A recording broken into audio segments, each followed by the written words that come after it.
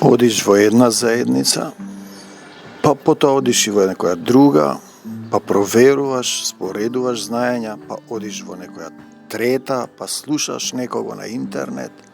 Видете, тоа е како да одиш во некоја самопослуга супермаркет, одиш во Веро, па во Тинекс, па во Лидл, па во Кам. Заедницата не е супермаркет, не е самопослуга, не е кафеана, не е пазар. Ти треба да се ветиш, да му се ветиш на Исус, да примиш дух, да разбереш каде Словото е вистинско, зошто има толку поделени заедници, зашто Исус вели во зборовите има живот и смрт.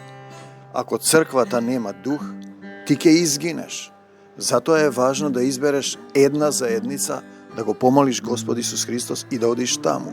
И сега доаѓаш и ваму, и таму, пиеш секаква храна, јадеш, ти си затруен, малку квас го затрујува целото тесто и не можеш да примиш дух. Не си попрскан со крвта Исусова, тоа значи да му се заветиш да останеш во Исус Христос.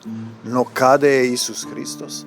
Има толку цркви, толку заедници, клекни на колена и побарај водство да те донесе во некоја заедница која ја води Духот Свети, каде што слегува поука и проповед, каде што не се базира на човечко учење, еве го гутката гуга на човечко учење, на човечки доктрини, со човечка мудрост никогаш не се стигнува до Исус. Епа Исус да ви го благослови патот, да ви ги отвори очите и да направите вистински избор.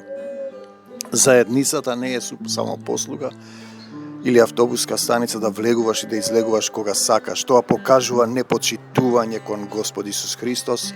Амин до Царството Божјо.